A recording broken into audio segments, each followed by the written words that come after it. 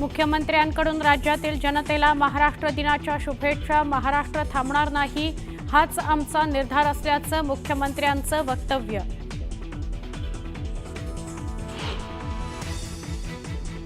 पंतप्रधान नरेंद्र मोदी आज मुंबई दौऱ्यावर। वेव्हचं मोदींच्या हस्ते होणार उद्घाटन। मोदींच्या दौऱ्यानिमित्त मुंबईत पोलिसांचा कडक बंदोबस्त।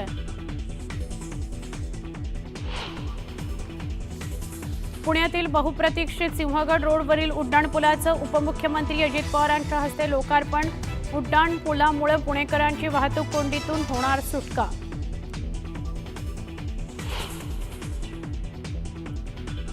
पुण्यात परशुराम आर्थिक विकास महामंडळ कार्यक्रमात रंगलं नाराजी नाट्य। अजित पवारांकडून वेळेच्या 10 मिनिटं आधीच उद्घाटन।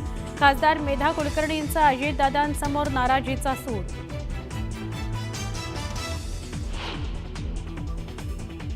बुलडाण्यातील भेंडवळच्या प्रसिद्ध घाटमांडणीतून वर्तवली धक्कादायक भाकीतं। भारत पाकिस्तान युद्धाबाबत स्पष्टता नाही, युद्ध जर झालं तर महायुद्ध होईल असं भाकीत।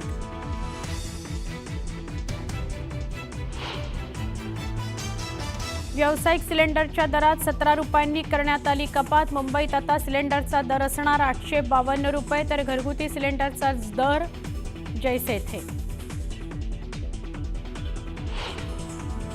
मदर डेअरी नंतर अमूल दुधाचे भाव 2 रुपयांनी वाढले। आजपासून नवे दर लागू होणार।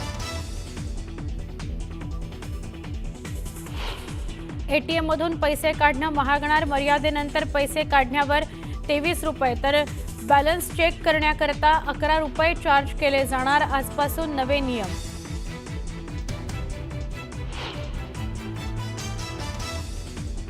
पाकिस्तानच्या चित्रपट कलाकारांना भारताचा मोठा दणका। महिरा खान, अली जफर यांच्यासह अनेक कलाकारांच्या इंस्टाग्राम अकाउंटवर घातली बंदी।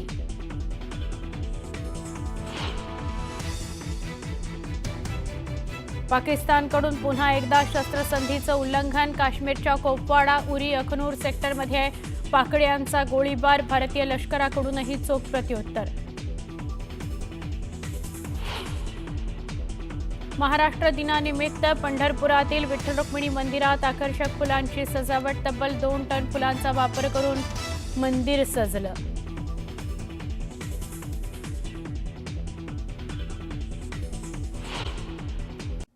मुख्यमंत्री देवेंद्र फडणवीसांनी राज्यातील जनतेला महाराष्ट्र दिनाच्या शुभेच्छा दिलेल्या आहेत। महाराष्ट्र थांबणार नाही, हाच आमचा निर्धार आहे, अशी प्रतिक्रिया यावेळी फडणवीसांनी दिली।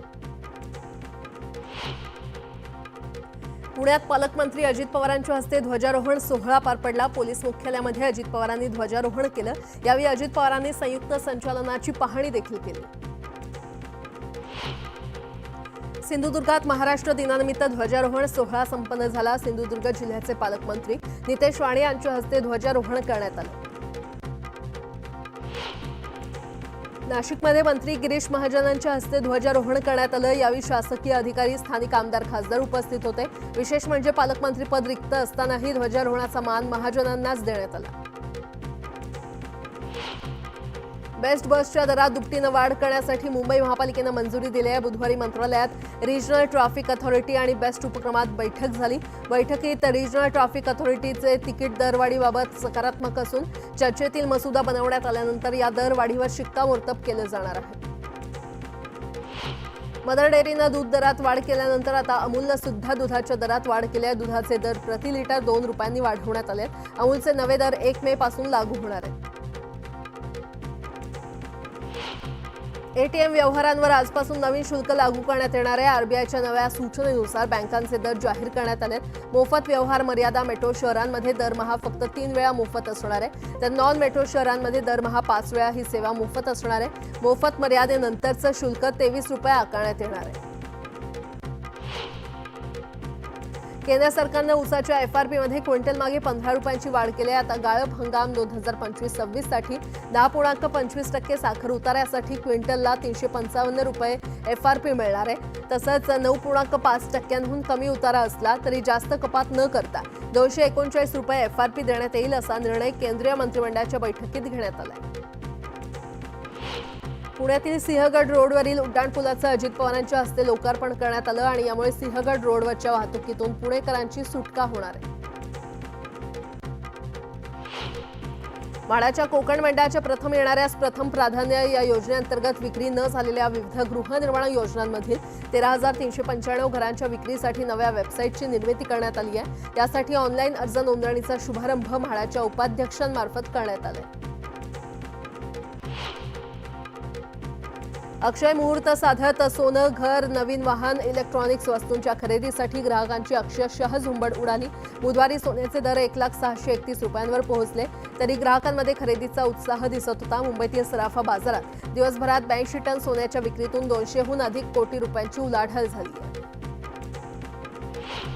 ईपीएफओनं नोकरी बदलल्यावर पीएफ खातं हस्तांतरणाची प्रक्रिया सुलभ केली आहे। आता बहुतांश प्रकरणांमध्ये नोकरी देणाऱ्या कंपनीची मंजुरी घेण्याची गरज राहणार नाहीये। यामुळे 1.5 कोटींपेक्षा अधिक सदस्यांना फायदा होण्याची अपेक्षा आहे। प्रभादेवी पूल बाधितांमध्ये आधीच नाराजी असताना आता उच्च न्यायालयामध्ये याचिका देखील दाखल झालेली आहे। या याचिकेतील मुद्द्यांची दखल घेऊन त्यावर विचार करण्याचे आदेश न्यायालयानं मुंबई महानगर प्रदेश विकास प्राधिकरण आणि Maharashtra rail infrastructure development corporation लिमिटेडला दिलेले आहेत।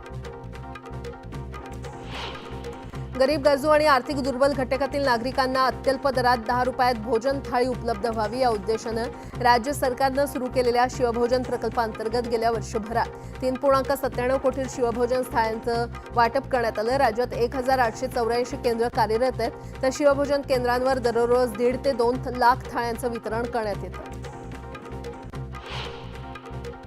महाबळेश्वरमधील मांघर या गावापाठोपाठ आता आणखी 10 गावांना मधाचं गाव ही ओळख मिळणार आहे। यासाठी पालघर, नांदेड, नंदुरबार, हिंगोली, नाशिक, अहिल्यानगर, परभणी, वर्धा, सातारा आणि अमरावती या जिल्ह्यातील 10 गावं निवडण्यात आली आहेत। त्यासाठी 5 कोटींचा निधी मंजूर करण्यात आलाय। मध्य रेल्वेच्या मुंबई विभागानं छत्रपती शिवाजी महाराज टर्मिनस, दादर लोकमान्य टिळक टर्मिनस आणि पनवेल इथून सुटणाऱ्या लांब पल्ल्यांच्या रेल्वे गाड्यांच्या वेळापत्रकासाठी QR कोड सुरू केलेला आहे। प्रवास तपशील जलद आणि सोयीस्करपणे उपलब्ध करून देण्यासाठी QR कोड आधारित माहिती प्रणाली कार्यान्वित करण्यात आली आहे। दारूची होणारी चोरी आणि गैरप्रकाराला आळा घालण्यासाठी मद्य निर्मिती करणाऱ्या कंपन्यांना दारूची वाहतूक करताना जीपीएसवर आधारित डिजिटल लॉक प्रणालीचा वापर करणं बंधनकारक करण्यात आलंय।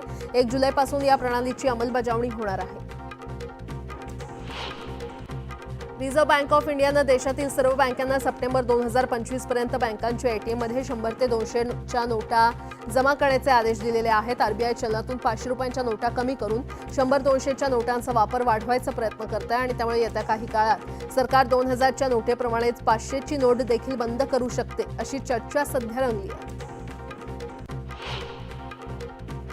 सर्वोच्च न्यायालयाच्या आदेशानंतर आता अनधिकृत बांधकामांवर मनमानी पद्धतीनं कारवाई करण्यावर राज्य सरकारनं लगाम लगावलाय। कोणतंही बांधकाम करण्यासाठी किमान 15 दिवस आधी कारणे दाखवा नोटीस जारी करणं आता बंधनकारक करण्यात आलंय। नैसर्गिक आपत्तीमुळे शेती खर्चिक झालेली आहे। शेतीतील भांडवली गुंतवणूक कमी होते आणि त्यामुळे भांडवली गुंतवणूक करून शेतीसाठीच्या पायाभूत सुविधा भक्कम करण्याचा निर्णय राज्य सरकारनं घेतलाय। राज्य सरकार दरवर्षी 5,000 कोटी रुपयांची अनुदान स्वरूपात भांडवली गुंतवणूक करणार आहे। मे महिन्यात देशभरातील तापमान आणि उष्णतेच्या लाटांचे दिवस सरासरीपेक्षा जास्त राहण्याचा अंदाज हवामान खात्यानं व्यक्त केलेला आहे। राज्यात कोकण किनारपट्टी, विदर्भ आणि मराठवाड्यात मे महिना अधिक तापदायक ठरण्याचा अंदाज आहे। ग्रामीण भागातील रोजगाराच्या स्थितीमध्ये उत्साहवर्धक सुधारणा झाली असली तरी ग्रामीण भागातील तरुणांपुढे गुणवत्तापूर्ण उपजीविकेशी संबंधित आव्हानं कायम असल्याचं कालबद्ध श्रमशक्ती सर्वेक्षणामध्ये म्हटलेलं आहे। बेरोजगारीचा दर 5.3% वरून घसरून 2.5% झालाय। माऊलींच्या समाधी मंदिरात मोगऱ्याच्या फुलांची आरास करण्यात आली। या ठिकाणी समाधीवर चंदन उटीतून पांडुरंगाचं रूप साकारण्यात आलं। दरम्यान दर्शनासाठी भाविकांनी गर्दी केल्याचं पाहायला मिळालं।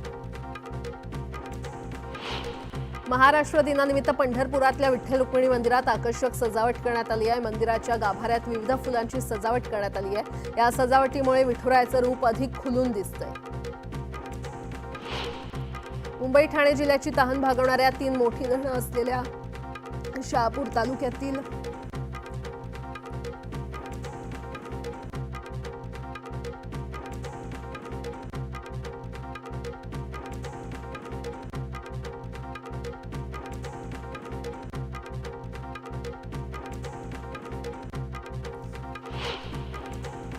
राज्यातील सर्वाधिक साठ्याचं धरण म्हणून उजनीकडे पाहिलं जातं, मात्र या धरणात जवळपास 14 टीएमसी एवढा गाळ साठलाय.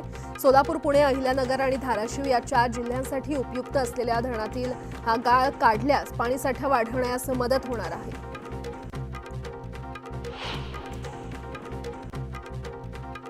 धाराशिवमध्ये कचरा डेपो स्थलांतर करण्यासह रखडलेल्या रस्त्यांची कामं सुरू करण्याच्या मागणीसाठी 2 दिवसांपासून उभाटाच्या कार्यकर्त्यांनी उपोषण केलंय. अखेर पालकमंत्री प्रताप सरनाईकांच्या मध्यस्थीनंतर हे उपोषण मागे घेण्यात आले. पाटण तालुक्यातील मारुल हवेलीतील पहिल्या क्रमांकाची कुस्ती माजी राज्यपाल श्रीनिवास पाटील यांच्या हस्ते आयोजित करण्यात आली होती. या कुस्तीमध्ये अकलूजचा पैलवान विक्रम घोरपडे आणि आटपाडीचा पैलवान सतीश गुढे याचा पराभव केला. जळगाव जिल्ह्यातील रावेर इथे अक्षय तृतीयेच्या मुहूर्तावर दरवर्षी 12 गाड्या ओढण्याची परंपरा असते. कालही अक्षय तृतीयेच्या मुहूर्तावर रावेर येथील छत्रपती शिवाजी महाराज चौक या परिसरात 12 गाड्या ओढण्यात आल्या. या 12 गाड्या पाहण्यासाठी महिला पुरुषांची मोठ्या प्रमाणात गर्दी झाली होती. पश्चिम विदर्भात काही शहरात पुन्हा उष्ण लाटांची स्थिती निर्माण झाली आहे. अकोल्याचा पारा 45 अंशांवर गेला असून ते पुन्हा राज्यात सर्वात उष्ण शहर ठरलंय. तर अमरावतीमध्ये 44 अंश सेल्सिअस इतक्या तापमानाची नोंद झाली आहे. कोल्हापूरची जीवनदायिनी असलेली पंचगंगा नदी प्रदूषणाच्या विळख्यात अडकली आहे. पंचगंगेमध्ये दररोज 82 दशलक्ष लिटर सांडपाणी आणि 21 नाल्यांमधील रासायनिक सांडपाणी थेट नदीत मिसळत आहे. त्यामुळे हे पाणी कोणत्याही परिस्थितीमध्ये मनुष्याला पिण्यायोग्य नाही. ही सारी भयावह माहिती राज्य सरकारच्या नमामि पंचगंगा नदी कृती आराखड्यातून समोर आली आहे. कोल्हापुरात पंचगंगा प्रदूषणमुक्त करण्यासाठी महाराष्ट्र प्रदूषण नियंत्रण मंडळानं सादर केलेल्या नमामि पंचगंगा कृती आराखड्याला राज्य सरकारनं मंजुरी दिली आहे. कालबद्ध कार्यक्रमात 2028 पर्यंत यातील उपाययोजना पूर्ण करायच्या आहेत. भुसावळमध्ये वांजी फाईल परिसरातील नागरिकांनी केंद्र सरकारच्या वक्फ बोर्ड विधेयकाला विरोध केलाय. यावेळी त्यांनी विरोध दर्शवण्यासाठी 15 मिनिटं लाईट बंद ठेवून आंदोलनामध्ये सहभाग घेतला. नंदुरबारच्या उमरदे गावात खंडेराव महाराजांच्या यात्रोत्सवानिमित्त 12 गाड्या ओढण्याचा कार्यक्रम पार पडला. या उत्सवात मोठ्या संख्येनं भाविक सहभागी झाल्याचं पाहायला मिळालं. जळगावच्या कासोदामध्ये 12 गाड्या ओढण्याचा कार्यक्रम पार पडला. गेल्या अनेक वर्षांची परंपरा असलेल्या या 12 गाड्या उत्सवाला पंचक्रोशीतील नागरिकांनी मोठ्या संख्येनं हजेरी लावली. निवडणुकी अगोदर सातबारा कोरा आणि हमीभावाचं आश्वासन देणाऱ्यांविरोधात 302 चे गुन्हे दाखल करा अशी मागणी स्वाभिमानी शेतकरी संघटनेचे नेते राजू शेट्टी यांनी केली आहे. अक्षय तृतीयेच्या मुहूर्तावर अनेक बाजार समित्यांमध्ये कांदा लिलाव बंद ठेवण्यात आले होते. राज्यातील निवडक बाजार समित्यांमध्ये 1 लाख क्विंटलहून अधिक आवक झाली आणि कांद्याला कमीत कमी 700 रुपयांपासून 1400 रुपयांपर्यंत दर मिळालाय. महापालिकेच्या सर्व दवाखान्यातील डॉक्टर्सकडून आता रुग्णांच्या नोंदी केस पेपर ऐवजी थेट कम्प्युटरवर केल्या जाणार आहेत. यासाठी हॉस्पिटल मॅनेजमेंट इन्फॉर्मेशन सिस्टम ही डिजिटल प्रणाली वापरण्यात येणार असून या पद्धतीमुळे डॉक्टरांची केस पेपरवरील खरडेघाशी आता बंद होणार आहे. मुंबई शहरातील मालमत्ता खरेदीचा जोर कायम आहे. एप्रिलमध्ये मुंबईत एकूण 12,141 मालमत्तांची खरेदी झाली आहे. यापोटी राज्य सरकारच्या तिजोरीमध्ये 990 कोटी रुपयांचा महसूल जमा झालाय. खड्डेमुक्त मुंबईसाठी महापालिका प्रशासन रस्त्यांच्या काँक्रिटीकरणावर सुमारे 14,000 कोटी रुपये खर्च करत असली तरी खड्डे काही पाठ सोडायला तयार नाहीयेत. खड्डे बुजवण्यासाठी पालिकेनं 79 कोटी रुपयांची तरतूद केली आहे. मास्टिक तंत्रज्ञानानं हे खड्डे बुजवण्यात येणार आहेत असं पालिकेनं सांगितलंय. अक्षय तृतीयेचा मुहूर्त साधून एकाच दिवशी मुंबईत 1,826 वाहनांची खरेदी करण्यात आली आहे. त्यात दुचाकी, 3 चाकी, 4 चाकी आणि इलेक्ट्रिक वाहनांचा समावेश होता. मुंबईत ज्या रस्त्यांच्या काँक्रिटीकरणाची कामं पूर्ण झालेली आहेत त्या ठिकाणी थर्मोप्लास्ट, रेषांकन, रस्त्यांच्या खुणा, दिशादर्शक फलक, वाहतूक सुरक्षा चिन्ह आदी कामं तातडीनं पूर्ण करून तेथील वाहतूक सुरू करावी असे निर्देश महापालिकेचे अतिरिक्त आयुक्त अभिजित बांगर यांनी दिलेत. पारंपरिक काँक्रिटीकरणासमवेत अल्ट्रा थिन व्हाईट टॉपिंग पद्धतीचा देखील शक्य तिथे अवलंब केला पाहिजे अशी महत्त्वपूर्ण सूचना देखील त्यांनी दिली आहे.